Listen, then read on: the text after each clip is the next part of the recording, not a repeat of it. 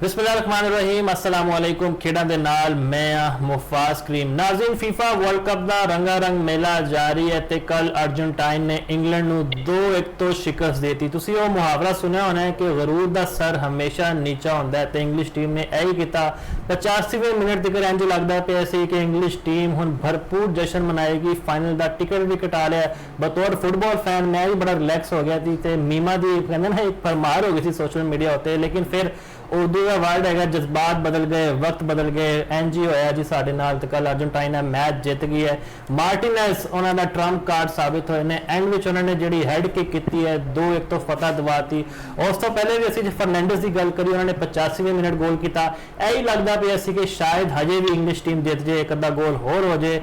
लेकिन यह मैच फिर आखिरकार अर्जेंटाइन के नाम रहा तो हुण इतवार नूं बड़ा कांटेदार फाइनल होएगा स्पेन के खिलाफ हुण पता लगेगा जी कौन टीम जीतदी है अजे तक जी टीम मैं सपोर्ट करता पे वो हारती ही पई है लेकिन हम अगे जाके देखते हैं की बनता है जी स्टूडियो में साढ़े नाल मौजूद ने मोहम्मद यासिर साहब तो वीडियो लिंक से सानू ज्वाइन किया है जाफर हुसैन साहब ने बहुत बहुत शुक्रिया जी दोवां दा जाफर साहब थोड़े को आगाज करते हैं कंप्लीट डोमीनेट किया अर्जेंटाइन ने हुण असीं यह भी नहीं कह सकते कि आस्ट्रेलिया या कैप वर्दे नूं हरा कर अगे आए ने नहीं कल तो इंग्लैंड का जो गरूर सीगा वो वैसे ही थले लग गया तो कीपर बड़ा खुश सीगा इंग्लैंड का कि मैं बड़े गोल बचा लेने लेकिन अचानक सारा मैच चेंज हो गया तो अर्जेंटाइन जित गया की कहोगे तुसीं जी मुफाज साहब थोड़ा बहुत बहुत शुक्रिया जी बिल्कुल ऐसी कल जरा अर्जेंटीना के बारे एक गल मशहूर हुई सी कि अर्जेंटीना रेफरीज के सिर से मैच जित रहा है तो फीफा की मैनेजमेंट के सिर से सेमीफाइनल पहुंचे है उन्होंने कल उस तासर को बिल्कुल गलत साबित करता मैच बड़ा अच्छा उन्होंने खेलिया है शुरू से उन्होंने खिलाफ इंग्लैंड ने गोल भी कर लिया 55वें मिनट के लेकिन उस तो बाद 85वें मिनट तक मैच जो इंग्लैंड के हक से रहा तो फिर उस तो बाद अर्जेंटीना के वालों फर्नैंडिस ने तो फिर स्टॉपेज टाइम शुरू होने तो बाद मार्टिन्स ने जो गोल करके अपनी टीम की जी फतह वो मोहर लाती इंग्लैंड वापस उन्होंने मुल्क भेजता कि तुम फाइनल नहीं जाओगे तुम हूँ घर जाओगे मुफाज साहब मैं पहले भी गल कहना मैं दोबारा वही गल कहांगा कि बड़िया टीमां ने जिहड़ियां वो अपने नफ्सियात के उत्ते अपने असाब के उत्ते कंट्रोल रख के मैच जितदियां ने जे कल दा मैच वेखिए तो पहले 85 मिनट तक भी तुसीं भी मैच नूं फॉलो सारे सोसी भी मैच देख रहे सा तो साफ नजर आ रहा है कि जो इंग्लैंड की टीम ने गोल कर लिया तो 70-75 मिनट तो बाद फैन के नाल जिहड़ी इंग्लैंड की टीम है वो आप भी सानू थोड़ी जी रिलैक्स नजर आ रही सी जो रिलैक्स हुंदिया तुसीं देखो कि उन्हां दे रिलैक्स होण दा नतीजा की निकलिया उन्होंने आसान ले लिया मैच कि असीं जित गए तो 85वें मिनट दे विच एंजो फर्नैंडिस ने गोल करता उस तो बाद पहला जो गोल होया तो उस तो बाद फिर उन्हें अपना गेयर शिफ्ट किया तो फिर इंग्लैंड की टीम जरूरत तो ज्यादा मुख्ताज होकर ज्यादा डिफेंसिव होगी तो उन्होंने दूसरे गोल पोस्ट से अटैक करने की निस्बत गोल बचाने की कोशिश की है ਉਹਦੇ ਵਿੱਚ ਉਹਨਾਂ ਨੇ ਇੱਕ ਹੋਰ ਗੋਲ ਕਰਵਾ ਲਿਆ ਤੇ ਬੜੀ ਸਾਫ਼ ਤੇ ਕਲੀਅਰ ਕੱਟ ਜਿਹੜੀ ਨਾਕਸ ਪਲੈਨਿੰਗ ਕਿ ਉਹ ਯਾਰ ਇੰਗਲੈਂਡ ਦੀ ਇੰਗਲੈਂਡ ਦੇ ਕਪਤਾਨ ਨੇ ਬੜੀ ਵੱਡੀ ਬੜਕ ਮਾਰੀ ਸੀ ਕਿ ਅਸੀਂ ਮੈਸੀ ਨੂੰ ਕੰਟਰੋਲ ਨਹੀਂ ਕਰਨਾ ਅਸੀਂ ਦੂਜਿਆਂ ਨੂੰ ਕਰਨਾ ਹੈ ਚਲੋ ਜੀ ਮੈਸੀ ਨੇ ਗੋਲ ਨਹੀਂ ਕੀਤਾ ਲੇਕਿਨ ਦੂਜੇ ਦੋ ਖਿਡਾਰੀ ਗੋਲ ਕਰਕੇ ਤੁਹਾਨੂੰ ਮੈਚ ਹਰਵਾ ਗਏ ਨੇ ਓਵਰ ਕੌਨਫੀਡੈਂਸ ਨਾਲ कल इंग्लैंड की टीम ओवर कॉन्फिडेंट लगी फिर अच्छे तरीके गोल होया उस तो बाद उन्होंने रिलैक्स किया अपने आप को जी हूँ शायद आखिरी 10 मिनट रह गए हूँ असं मैच जितने हैं लेकिन वही गल है कि अर्जेंटीना को पता नहीं कि ऐसी कोई ताकत है कि आखिरी 1-2 मिनटा के 2-3 गोल करके तो मैच जीत जाते लगता है कि वो खिलाई मखलूक होंगे ना पाकिस्तान की एस्टैब्लिशमेंट से कितना कितना इल्जाम लगता है वही फिर अर्जेंटाइन का इल्जाम ला देना चाहिए कि खिलाई मखलूक ने इन्होंने जिताता है मेरे जी खिलाई मखलूक नहीं कह सकते क्योंकि कल अर्जेंटीना की मेहनत नजर आई है मैं कहना कि जरूरत तो ज्यादा दिमागी इंग्लैंड की टीम ਨੂੰ ਤੇ ਫਿਰ ਇੱਕ ਗੋਲ ਹੋਣ ਤੋਂ ਬਾਅਦ ਜ਼ਰੂਰਤ ਤੋਂ ਜ਼ਿਆਦਾ ਡਿਫੈਂਸਿਵ ਹੋਣਾ ਜਿਹੜਾ ਉਹਨਾਂ ਨੂੰ ਲੈ ਡੁੱਬਿਆ ਉਹਨਾਂ ਦੀ ਵਜ੍ਹਾ ਤੋਂ ਫਾਈਨਲ ਨਹੀਂ ਖੇਡ ਰਹੇ ਤੇ ਫਾਈਨਲ ਤੋਂ ਬਾਹਰ ਹੋ ਗਏ ਨੇ ਬਿਲਕੁਲ ਜਦੋਂ ਤਾਂ ਮੈਨੂੰ ਇੱਕ ਹੋਰ ਚੀਜ਼ ਵੀ ਯਾਦ ਆ ਗਈ ਉਹ ਜਿਹੜੀ ਖਰਗੋਸ਼ ਤੇ ਕਛਵੇ ਦੀ ਰੇਸ ਹੁੰਦੀ ਨਾ ਉਹ ਖਰਗੋਸ਼ ਸੁੱਤਾ ਰਹਿ ਗਿਆ ਫਿਰ ਕਛਵਾ ਆਰਾਮ ਨਾਲ ਜਿੱਤ ਗਿਆ ਕੱਲ ਮੈਸੀ ਵਾਕਈ ਕਛੇ ਬਣ ਗਏ ਸੀਗੇ ਤੇ ਯਾਸਿਰ ਸਾਹਿਬ ਤੁਸੀਂ ਕੱਲ ਕੀ ਕਹੋਗੇ ਦੋਨੋਂ ਅਸਿਸਟ ਕੀਤੇ ਨੇ ਮੈਸੀ ਨੇ ਮਤਲਬ ਸ਼ਾਨਦਾਰ ਅੰਦਾਜ਼ ਨਾਲ ਅਸੀਂ ਇਹ ਵੀ ਨਹੀਂ ਕਹਿ ਸਕਦੇ ਕਿ ਯਾਰ ਮੈਸੀ ਨੇ ਮਿਹਨਤ ਨਹੀਂ ਕੀਤੀ ਉਹ ਵੀ ਪੇਸ਼ ਰਹੇ ਨੇ ਆਪਣੀ ਟੀਮ ਦੇ ਨਾਲ ਮੈਸੀ ਨੇ ਇਸ ਵਰਲਡ ਕੱਪ ਦੇ ਵਿੱਚ ਕੋਈ 13 ਅਸਿਸਟ ਕੀਤੇ ਨੇ 8 ਗੋਲ ਕੀਤੇ ਨੇ ਮਤਲਬ ਗੋਲਡਨ ਬੂਟ ਦੇ ਦਾਅਵੇਦਾਰ ਨੇ और लग इंज रहा कि पूरे अर्जेंटीना का जो बोझ है हजे भी बोझ जो मेजोरिटी उसका बोझ जो है ना उन्होंने अपने कंधे के उत्ते चुकया जो जरूरत पई मिस्र के खिलाफ जरूरत पई उत्थे जो सामने आया उन्होंने जो हारिया मुकाबला जो जिता के दिता और इतने भी जिस तरह गल कर रहे थे जाफर साहब आखिरी मिनटों के बंदा जो टीवी छड़ दिंदा है और इंग्लैंड की टीम का देखो मैसी तो क्रेडिट नहीं मैं लेंदा ਮੈਂ ਮਿਸਰ ਦੇ ਖਿਲਾਫ ਵੀ ਜਿਹੜਾ ਮੈਚ ਸੀ ਉਹਦੇ ਵਿੱਚ ਵੀ ਮੈਸੀ ਤੋਂ ਕ੍ਰੈਡਿਟ ਮਿਲਿਆ ਸੀ, ਗ੍ਰੇਟੈਸਟ ਪਲੇਅਰ ਹੈ ਇਸ ਵਕਤ ਇਸ ਐਰਾ ਦਾ। ਲੇਕਿਨ ਇੰਗਲੈਂਡ ਨੇ ਜਿਸ ਤਰ੍ਹਾਂ ਡੈਕਲਨ ਰਾਈਸ ਨੂੰ ਔਰ ਉਸ ਤੋਂ ਬਾਅਦ ਐਂਥਨੀ ਗਾਰਡਨ, ਇਹਨਾਂ ਨੇ ਮਿਡਫੀਲਡ ਕਾਫੀ ਜ਼ਿਆਦਾ ਇਹਨਾਂ ਹੋਲਡ ਕੀਤੀ ਹੋਈ ਸੀ ਤੇ ਉਹ ਜਿਹੜਾ ਸਪੇਸ ਚਾਹੀਦੀ ਸੀ ਨਾ ਮੈਸੀ ਨੂੰ ਤੇ ਅਰਜਨਟੀਨਾ ਨੂੰ, ਫਰਨੈਂਡਸ ਨੂੰ, ਮਾਰਟੀਨਸ ਨੂੰ, ਉਹ ਮੈਨੂੰ ਲੱਗਦਾ ਜਦੋਂ ਬਹੁਤ ਜ਼ਿਆਦਾ ਡਿਫੈਂਸਿਵ ਹੋ ਗਏ ਜਿਸ ਤਰ੍ਹਾਂ ਅਗੇਂਸਟ ਮੈਕਸੀਕੋ ਰੈੱਡ ਕਾਰਡ ਤੋਂ ਬਾਅਦ ਇਹਨਾਂ ਨੇ ਆਪਣੇ ਡਿਫੈਂਡਰ ਬਹੁਤ ਜ਼ਿਆਦਾ ਇਹਨਾਂ ਗੇਮ ਦੇ ਵਿੱਚ ਲਿਆਂਦੇ ਸੀ। 6 ਡਿਫੈਂਡਰ ਦੇ ਨਾਲ ਕੋਸ਼ਿਸ਼ ਕੀਤੀ ਗਈ ਕਿ ਅਰਜਨਟੀਨਾ ਦਾ ਜਿਹੜਾ ਤੂਫਾਨ ਹੈ ਨਾ ਉਹਨੂੰ ਜਿਹੜਾ ਨਾ ਰੋਕ ਲਿੱਤਾ ਜਾਵੇ। 10 ਮਿੰਟ ਰਹਿ ਗਏ ਨੇ, ਹੁਣ ਅਸੀਂ ਆਪਣੇ ਹਾਫ ਦੇ ਵਿੱਚ ਹੀ ਜਾ ਕੇ ਜਿਹੜਾ ਨਾ ਹੱਥ ਬੰਨ ਲਵਾਂਗੇ ਤੇ ਅੱਗੇ ਇੱਕ ਵਾਲ ਖੜੀ ਕਰ ਲਵਾਂਗੇ। ਵਾਲ ਜ਼ਰੂਰ ਖੜੀ ਕੀਤੀ, ਉਸ ਤੋਂ ਬਾਅਦ ਜਿਹੜੇ ਹਮਲੇ ਹੋਏ ਔਰ ਫਿਰ ਜਿਹੜਾ ਚੈਂਪੀਅਨਸ ਮਾਈਂਡਸੈਟ ਜਿਸ ਤਰ੍ਹਾਂ ਖੁਲਾਈ ਮਖਲੂਕ ਦੀ ਗੱਲ ਕਰਦੇ ਨਾ 2022 ਦੇ ਵਿੱਚ ਵੀ ਅਗੇਂਸਟ ਸਾਊਦੀ ਅਰੇਬੀਆ ਹਾਰਨ ਤੋਂ ਬਾਅਦ ਜਿਸ ਤਰ੍ਹਾਂ ਮੈਸੀ ਨੇ ਅਰਜਨਟੀਨਾ ਨੇ ਵਰਲਡ ਕੱਪ ਜਿੱਤਿਆ ਸੀ, 2014 ਅਸੀਂ ਯਾਦ ਕਰਦੇ ਹਾਂ ਕਿ ਉਹਨਾਂ ਨੇ ਫਾਈਨਲ ਖੇਲਿਆ ਸੀ। ਹੁਣ 39 ਸਾਲ ਦੀ ਏਜ ਦੇ ਵਿੱਚ ਮੁਫਾਜ਼ ਏਜ ਇੱਕ ਜਿਹੜਾ ਨਾ ਜ਼ਰੂਰ ਨੰਬਰ ਅਸੀਂ ਕਹਿ ਦਿੰਦੇ ਇੰਸਪੀਰੇਸ਼ਨ ਹੈ, ਲੇਕਿਨ ਫਿਰ ਵੀ 39 ਸਾਲ ਦੀ ਏਜ ਦੇ ਵਿੱਚ ਡੋਮੀਨੇਟ ਕਰਨਾ ਔਰ ਆਪਣੇ ਮੁਤਾबिक गेम ਨੂੰ ਚਲਾਉਣਾ ਔਰ ਐਸਾ ਡਰਾਮਾ ਕ੍ਰੀਏਟ ਕਰਨਾ ਅਗੇਂਸਟ ਇਜਿਪਟ ਹੋਵੇ ਜਾਂ ਅਗੇਂਸਟ ਇੰਗਲੈਂਡ ਹੋਵੇ। ਇੰਗਲੈਂਡ ਦੀ ਟੀਮ ਹਲਕੀ ਨਹੀਂ ਸੀ, ਸਿਰਫ ਮੈਨੂੰ ਲੱਗਦਾ ਕਿ ਪਲੈਨਿੰਗ ਜਿਹੜੀ ਹੈ ਨਾ ਉਹ ਓਵਰ ਕੌਸ਼ੀਅਸ ਹੋ ਜਾਣਾ ਔਰ ਆਪਣੇ ਖੈਮੇ ਅਲ ਹੀ ਚਲੇ ਜਾਣਾ ਔਰ ਉੱਥੇ ਬਚਾ ਕੇ ਤੁਸੀਂ ਮੁਕਾਬਲਾ ਅਰਜਨਟੀਨਾ ਵਰਗੀ ਟੀਮ ਦੇ ਖਿਲਾਫ ਹੀ ਜਿੱਤ ਸਕਦੇ। ਔਰ ਦੋਨੋਂ ਟੀਮਾਂ ਜਿਸ ਤਰ੍ਹਾਂ ਖੇਡੀਆਂ ਵਰਲਡ ਕੱਪ ਇਹਦੇ ਵਿੱਚ ਇਹ ਗੋਲ ਵੀ ਕੰਸੀਡ ਕਰਦੀਆਂ ਰਹੀਆਂ ਤੇ ਗੋਲ ਕਰਦੀਆਂ ਨਹੀਂ ਰਹੀਆਂ। ਇਹ ਮੁਕਾਬਲਾ ਉਹੀ ਸੀ ਕਿ ਕਿਹੜਾ ਜ਼ਿਆਦਾ ਗੋਲ ਕਰ ਜਾਂਦਾ ਔਰ ਅਰਜੈਂਟੀਨਾ ਆਖਰੀ 10 ਮਿੰਟ ਸੀ ਤਾਂ ਇੰਜ ਲੱਗ ਰਿਹਾ ਸੀ ਜਿਸ ਤਰ੍ਹਾਂ ਰਾਈਟ ਪੋਲ ਦੇ ਉੱਤੇ ਵੀ ਸ਼ਾਟ ਲੱਗ ਰਹੀ ਹੈ, ਲੈਫਟ ਤੇ ਵੀ ਲੱਗ ਰਹੀ ਹੈ, ਗੋਲਕੀਪਰ ਵੀ ਗੋਲ ਬਚਾ ਰਿਹਾ ਤੇ 5-1 ਦਾ ਵੀ ਮੁਕਾਬਲਾ ਹੋ ਸਕਦਾ ਸੀ। ਮਤਲਬ ਜਿਸ ਤਰ੍ਹਾਂ ਉਹਨਾਂ ਨੇ ਫਿਰ ਕਰਾਊਡ ਸਪੋਰਟ ਕਰਨ ਲੱਗ ਗਿਆ। ਇੱਕ ਗੋਲ ਜਦੋਂ ਹੁੰਦਾ ਹੈ ਅਰਜੈਂਟੀਨਾ ਦਾ ਤੇ ਇੱਕ ਡਿਫਰੈਂਟ ਜਿਹੜਾ ਨਾ ਬੀਸਟ ਜਿਹਨੂੰ ਕਹਿੰਦੇ ਨਾ ਕਿ ਅਰਜੈਂਟੀਨਾ ਦਾ ਜਿਹੜਾ ਨਾ ਬਾਹਰ ਆ ਜਾਂਦਾ ਔਰ ਬੜਾ ਅੱਛਾ ਹੀ ਫਾਈਨਲ ਜਿਹੜਾ ਨਾ ਸੈਟਅਪ ਹੋ ਗਿਆ। ਮੁਫਾਜ਼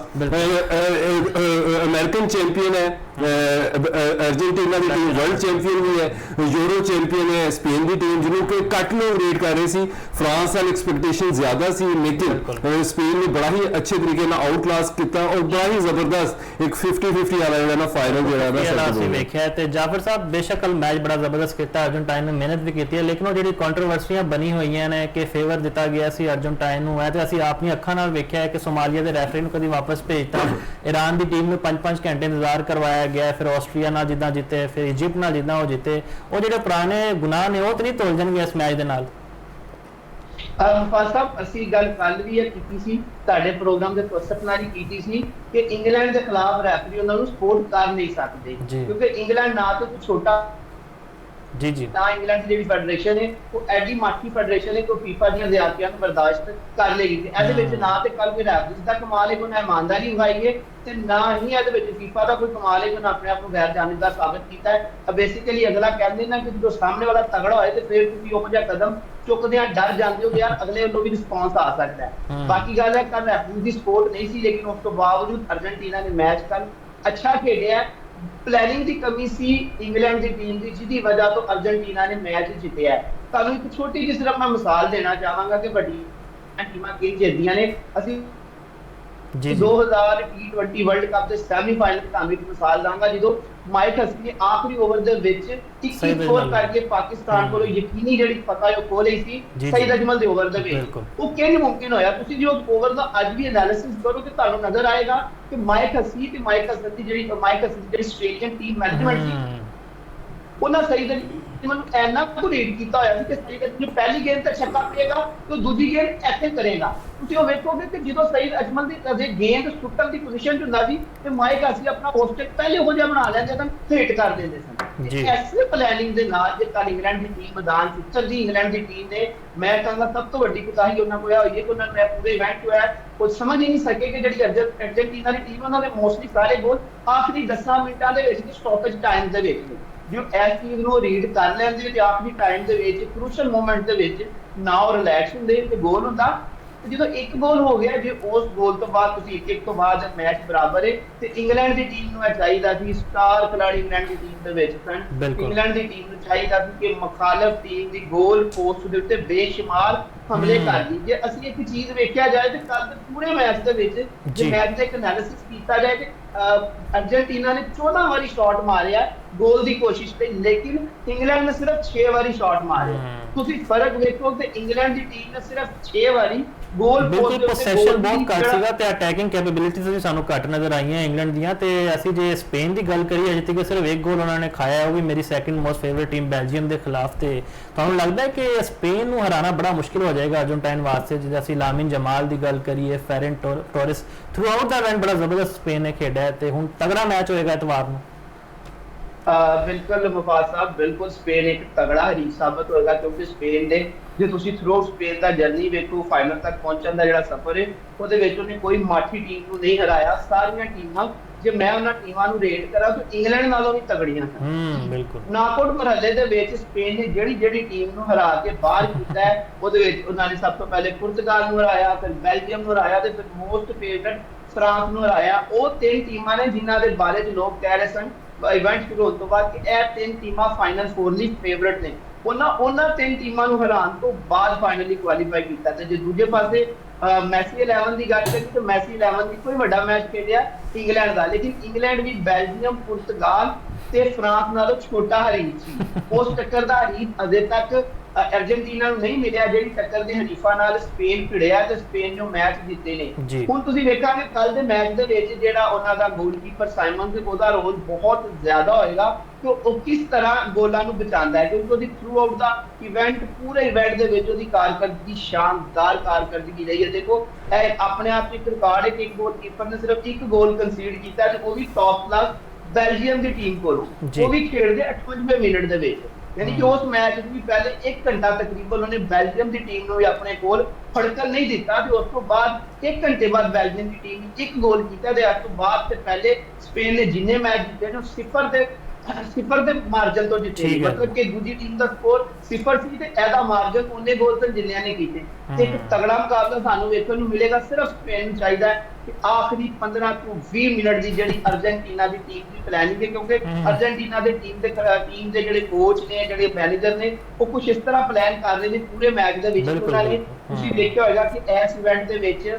ਜਿਹੜੇ ਮੈਸੀ ਉਹਨਾਂ ਕੋਲ ਉਹੀ ਪੋਜੀਸ਼ਨ ਹੈ, ਜਾਂ ਮੈਸੀ ਨੂੰ ਉਹਨਾਂ ਨੇ ਉਹੀ ਰੋਲ ਦਿੱਤਾ ਹੋਇਆ ਜਿਹੜਾ 2011 ਦੇ ਵਰਲਡ ਕੱਪ ਦੇ ਵਿੱਚ ਸਚਿਨ ਤੰਦੂਲਕਰ ਦੇ ਕੋਲ ਸੀ। ਤੇ ਤੁਹਾਡਾ ਆਖਰੀ ਵਰਲਡ ਕੱਪ ਹੈ ਤੇ ਉਹਨਾਂ ਨਾਲ ਉਹਨਾਂ ਦਾ ਬਰਡਨ ਸ਼ੇਅਰ ਕੀਤਾ ਹੈ। ਉਸੇ ਬਰਡਨ ਨੂੰ ਸ਼ੇਅਰ ਕਰਦਿਆਂ ਨਾ ਕਿ ਉਹਨਾਂ ਨੇ ਮੈਸੀ ਨੂੰ ਬਹੁਤ ਜ਼ਿਆਦਾ ਪ੍ਰੈਸ਼ਰਾਈਜ਼ ਕੀਤਾ ਹੈ ਤੇ ਮੈਸੀ ਦੀ ਸਪੋਰਟ ਜ਼ਰੂਰ ਹੈ। ਮੈਸੀ ਗੋਲ ਕਰਨ ਲਈ ਆਪਣੇ ਖਿਡਾਰੀਆਂ ਨੂੰ ਪਾਸ ਵੀ ਦਿੰਦੇ ਨੇ, ਉਹਨਾਂ ਨੂੰ ਮਾਮਲਤ ਵੀ ਫਰਾਹਮ ਕਰਦੇ ਨੇ। ਲੇਕਿਨ ਕੱਲ ਦੇ ਮੈਚ ਵਿੱਚ ਮੈਸੀ ਨੇ ਗੋਲ ਨਹੀਂ ਕੀਤਾ। ਜਿਹੜਾ ਦੂਜਾ ਗੋਲ 92 ਮਿੰਟ 'ਚ ਕੀਤਾ ਹੈ ਉਹ ਵੀ ਉਹਨਾਂ ਦੇ ਸਬਸਟੀਟਿਊਸ਼ਨ ਦੇ ਵਿੱਚ ਆਖਰੀ ਮਿੰਟਾਂ ਦੇ ਵਿੱਚ ਗਰਾਊਂਡ 'ਚ ਆਏ ਹੋਏ ਖਿਡਾਰੀ ਨੇ ਕੀਤਾ ਹੈ। ਤੇ ਇਹ ਚੀਜ਼ ਸਪੇਨ ਨੂੰ ਜ਼ਿਹਨ 'ਚ ਰੱਖਣੀ ਪਏਗੀ। ਬਿਲਕੁਲ ਬਹੁਤ ਤਗੜਾ ਮੁਕਾਬਲਾ ਹੋਏਗਾ। ਅਸੀਂ ਇਹ ਕਰਦੇ ਹਾਂ ਕਿ ਆਖਰੀ ਜਿਹੜਾ ਸੈਕਿੰਡ ਤੱਕ ਮੈਚ ਆਇਆ ਨਾ ਇੱਕ 1 ਸਾਈਡ ਮੈਚ ਹੋ ਜਾਏ। ਤੇ ਯਾਸਿਰ ਸਾਹਿਬ ਤੁਹਾਨੂੰ ਕੀ ਲੱਗਦਾ ਮੋਸਟ ਫੇਵਰਿਟ ਟੀਮ ਕੌਣ ਹੋ ਸਕਦੀ? ਜਿਵੇਂ ਅਸੀਂ ਡਿਫੈਂਸਿਵ ਅਪਰੋਚ ਦੀ ਗੱਲ ਕਰਦੇ ਪਏ ਸੀਗੇ, ਸਪੇਨ ਨੂੰ ਅਜੇ ਤੱਕ ਸਿਰਫ 1 ਗੋਲ ਪਿਆ। ਦੂਜੇ ਪਾਸੇ ਮੈਸੀ ਦਾ ਕੌਨਫੀਡੈਂਸ ਵੀ ਬੜਾ ਹਾਈ ਹੈ ਤੇ 골ਡਨ ਬੂਟ ਦੀ ਦੌੜ ਵਿੱਚ ਸ਼ਾਮਿਲ ਨੇ। ਐਮਬਾਪੇ ਦੇ ਵੀ 8 ਗੋਲ ਨੇ, ਇਹਨਾਂ ਦੇ ਵੀ 8 ਗੋਲ ਨੇ, ਲੇਕਿਨ ਅਸਿਸਟ ਇਹਨਾਂ ਕੋਲ ਜ਼ਿਆਦਾ ਨੇ। ਤੇ ਅਰਜਨਟਾਈਨ ਦੀ ਕੋਸ਼ਿਸ਼ ਇਹ ਹੋਏਗੀ ਕਿ ਆਖਰੀ ਵਰਲਡ ਕੱਪ ਹੈ ਜੀ ਮੈਸੀ ਦਾ, ਕਿਸੇ ਤਰ੍ਹਾਂ ਅਸੀਂ ਅੱਛਾ ਹੀ ਅੰਦਰ ਇਖਤਤਾਮ ਕਰੀਏ।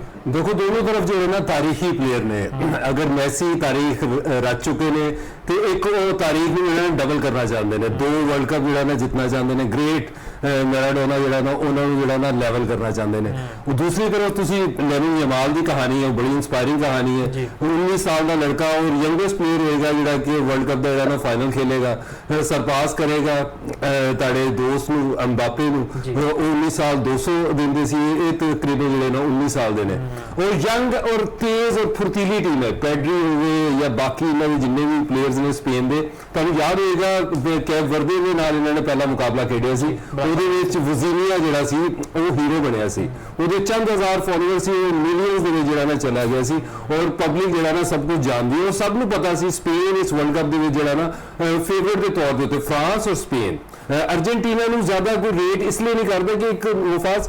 ਹਿਸਟਰੀ ਰਹੀ ਹੈ 98 ਤੋਂ ਬਹੁਤ ਘੱਟ ਹੁੰਦਾ ਹੈ ਕਿ ਵਰਲਡ ਚੈਂਪੀਅਨ ਜਿਹੜਾ ਨਾ ਆਪਣਾ ਟਾਈਟਲ ਜਿਹੜਾ ਨਾ ਡਿਫੈਂਡ ਕਰੇ। ਉਹ ਚਾਹੇ 98 ਤੋਂ ਬਾਅਦ ਫਰਾਂਸ 2002 ਦੇ ਵਿੱਚ ਕੰਸੀਡ ਕਰ ਜਾਂਦਾ ਹੈ ਬ੍ਰਾਜ਼ੀਲ ਤੋਂ, ਬਹੁਤ ਰੇਅਰ ਹੁੰਦਾ ਫਾਈਨਲ ਦੇ ਵਿੱਚ ਵੀ ਪਹੁੰਚੇ। ਫਰਾਂਸ ਪਹੁੰਚ ਪਾਇਆ ਸੀ ਫਾਈਨਲ ਦੇ ਵਿੱਚ 2002 ਦੇ ਵਿੱਚ, ਅਰਜਨਟੀਨਾ ਨੇ ਉਹਨੂੰ ਬਾਹਰ ਕਰ ਦਿੱਤਾ ਸੀ। ਇਹ ਮੁਸ਼ਕਲ ਹੁੰਦਾ ਹੈ ਇਸ ਤੋਂ ਪ੍ਰੈਡਿਕਟ ਕਰਨਾ ਕਿ ਉਸੇ ਟੀਮ ਦੇ ਨਾਲ ਹਜੇ ਵੀ ਉਹੀ ਟੀਮ ਅਰਜਨਟੀਨਾ ਦੀ, ਔਰ ਲੇਕਿਨ ਜਿਸ ਤਰ੍ਹਾਂ ਦੀ ਉਹਨਾਂ ਦੀ ਫਾਰਮ ਹੈ ਅਰਜਨਟੀਨਾ ਦੀ, ਔਰ ਅਰਜਨਟੀਨਾ ਜਿਸ ਤਰ੍ਹਾਂ ਆਖਰੀ ਲਮਹਾਤ ਦੇ ਉੱਤੇ ਜਾ ਕੇ ਗੇਮ ਨੂੰ ਬਦਲ ਦਿੰਦਾ ਹੈ। ਕੋਈ ਵੀ ਸਪੋਰਟਸ ਹੋਵੇ, ਕ੍ਰਿਕਟ ਹੋਵੇ, ਅਸੀਂ 1 T20 ਦੀ ਗੱਲ ਕਰੀਏ 2024 ਦਾ ਜਿਹੜਾ ਮੁਕਾਬਲਾ ਸੀ ਸਾਊਥ ਅਫਰੀਕਾ ਔਰ ਇੰਡੀਆ ਦਾ, ਐਂਡ ਦੇ ਵਿੱਚ ਜਾ ਕੇ ਜਿਹੜਾ ਨਾ ਗੇਮ ਟੋਟਲੀ ਹੀ ਬਦਲ ਦਿੱਤੀ। 30 ਬਾਲਾਂ 'ਚ 30 ਚਾਹੀਦਾ ਸੀ,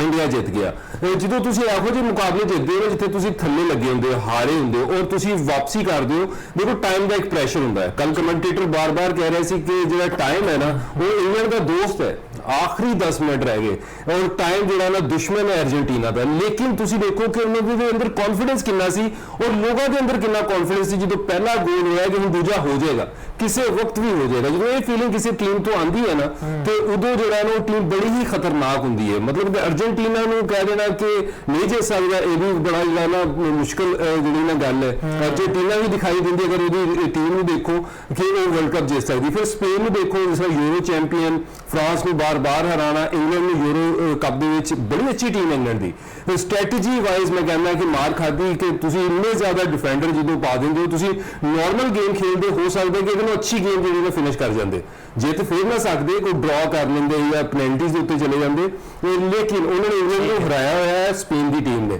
ਸੋ ਸਪੇਨ ਗੋਲ ਵੀ ਘੱਟ ਖਾਧਾ ਹੋਇਆ। ਹੁਣ ਇੱਥੇ ਜਿਹੜਾ ਨਾ ਉਹ ਜਿਹੜਾ ਆਖਰੀ ਲਮਹਾਤ ਦੇ ਵਿੱਚ ਅਰਜਨਟੀਨਾ ਜਿਹੜਾ ਗੇਮ ਨੂੰ ਬਦਲਦਾ ਹੈ ਔਰ ਜਿਹੜੇ ਦੀਵਾਰਾਂ ਤੋੜ ਦਿੰਦਾ ਹੈ, ਡਿਫੈਂਡਰ ਹੋਣ ਜਾਂ ਗੋਲਕੀਪਰ ਹੋਵੇ, ਉਹਨਾਂ ਨੂੰ ਬੀਟ ਕਰਦਾ ਹੈ। ਤੇ ਬੜਾ ਹੀ ਕਲਾਸੀਕਲ ਹੋਇਆ। ਇਹ ਲੱਗਦਾ ਹੈ ਕਿ ਆਖਰੀ ਸੈਕਿੰਡ ਤੱਕ ਕਿਸੇ ਨੂੰ ਖੁਸ਼ੀਆਂ ਨਹੀਂ ਮਨਾਉਣੀ ਚਾਹੀਦੀਆਂ ਜੇ ਅੱਗੇ ਤੁਹਾਡੇ ਅਰਜਨਟਾਈਨ ਹੋਏ। ਵੈਸੇ ਕੱਲ ਦਾ ਤਜਰਬਾ ਸਹੀ ਸਾਬਿਤ ਹੋ ਗਿਆ ਹੈ ਤੇ ਅਸੀਂ ਵੀ ਹੈ ਨਾ ਹੁਣ ਕਦੀ ਵੀ ਨਹੀਂ ਚਾਹਾਂਗੇ ਕਿ ਜੀ ਮੈਚ ਬਿਲਕੁਲ ਹੀ ਵਨ ਸਾਈਡਡ ਹੋਏ। ਬਹਰਹਾਲ ਇੱਥੇ ਫਿਲਹਾਲ ਇੱਕ ਦੇਖ ਲੈਂਦੇ, ਦੇਖ ਤੋਂ ਬਾਅਦ ਵਾਪਸ ਹਾਜ਼ਰ ਹੋਵਾਂਗੇ।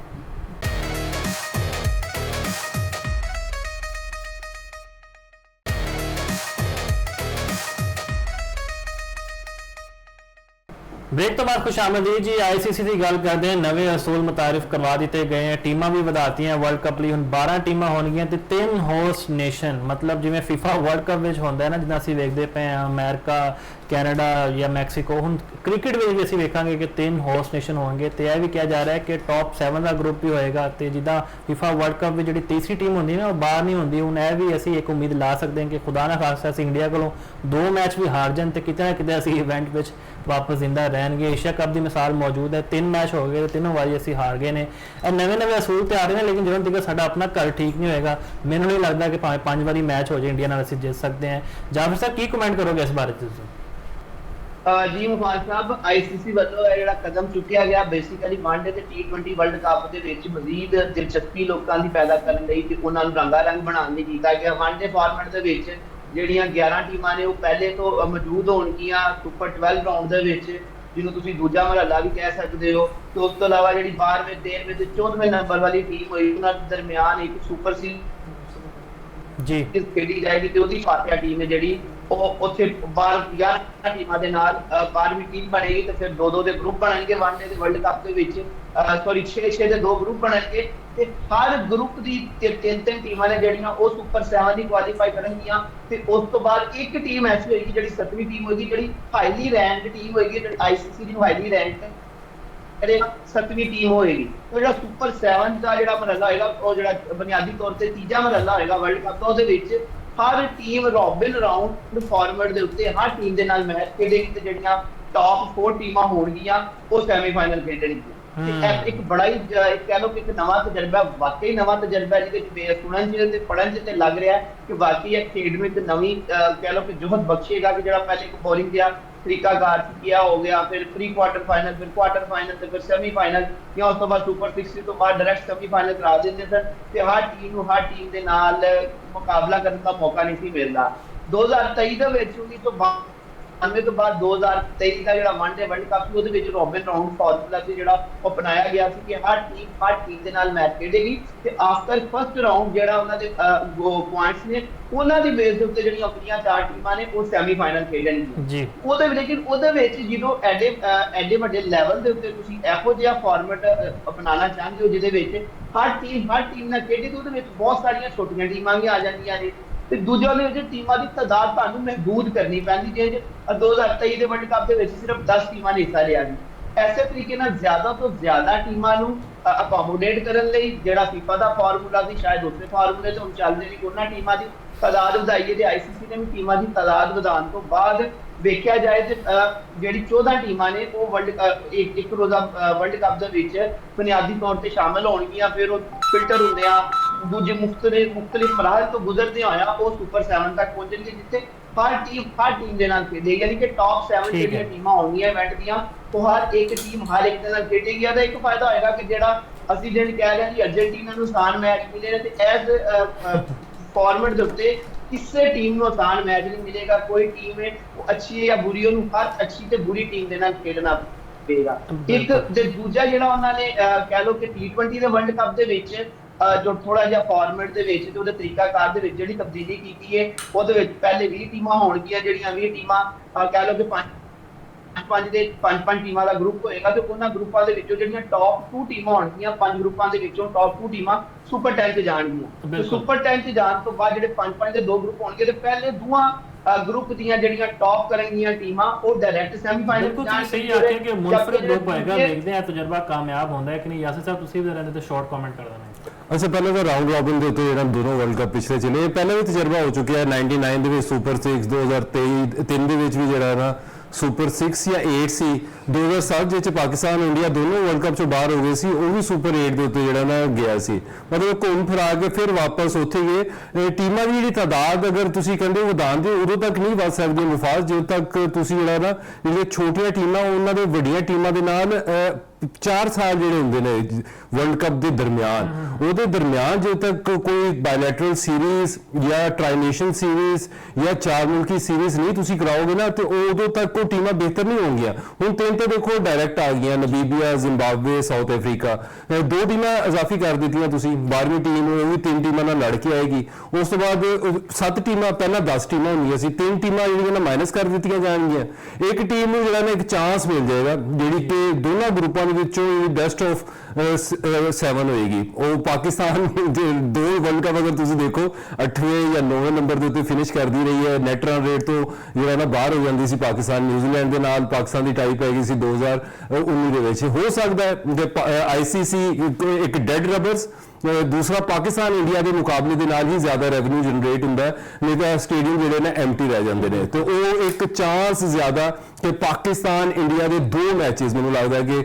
ਲੀਗ ਸਟੇਜਿਸ ਉੱਤੇ ਹੀ ਜਿਹੜਾ ਨਾ ਕਰਵਾਉਣਾ ਚਾਹੁੰਦੇ, ਤੇ ਰੈਵਨਿਊ ਜਿਹੜਾ ਨਾ ਡਬਲ ਕਰਨਾ ਚਾਹੁੰਦੇ। ਬਿਲਕੁਲ ਜੀ, ਜਿੰਨੇ ਵੀ ਮੈਚਸ ਹੋਣ, 2 ਹੋਣ, 3 ਹੋਣ, 5 ਹੋਣ, ਸਾਡੀ ਖੁਆਇਸ਼ ਹੈ ਘੱਟ ਤੋਂ ਘੱਟ ਅਸੀਂ ਇੱਕ ਮੈਚ ਤੇ ਜਿੱਤ ਜਾਈਏ, ਸ਼ਾਇਦ ਅਸੀਂ ਵੀ ਕੋਈ ਖੁਸ਼ੀਆਂ ਮਨਾ ਲਈਏ। ਬਹਰਹਾਲ ਜੀ, ਹੁਣ 26 ਜੁਲਾਈ ਤੋਂ ਪਾਕਿਸਤਾਨ ਤੇ ਵੈਸਟ ਇੰਡੀਜ਼ ਦੀ ਬੜੀ ਅਹਿਮ ਟੈਸਟ ਸੀਰੀਜ਼ ਦਾ ਆਗਾਜ਼ ਹੋਣ ਲੱਗਿਆ। ਆਪਣੇ ਦਿਲ ਥਾਮ ਲਓ ਤੇ ਆਪਣੀ ਟੀਮ ਨੂੰ ਭਰਪੂਰ ਅੰਦਾਜ਼ ਨਾਲ ਸਪੋਰਟ ਕਰੋ, ਕਿਉਂਕਿ ਹੁਣ ਕੈਪਟਨ ਵੀ ਸਾਡੇ ਸਟਾਰ ਬੈਟਰ ਬਾਬਰ ਆਜ਼ਮ ਨੇ। ਇਹ ਸਾਰੇ ਮੌਜ਼ੂਆਤ ਸਨ ਜਿਨ੍ਹਾਂ ਉੱਤੇ ਅਸੀਂ ਚਾਨਣ ਪਾਇਆ। ਮੈਨੂੰ ਦਿਓ ਇਜਾਜ਼ਤ। ਅੱਲਾਹ ਹਾਫਿਜ਼ ਨਾਸਿਰ।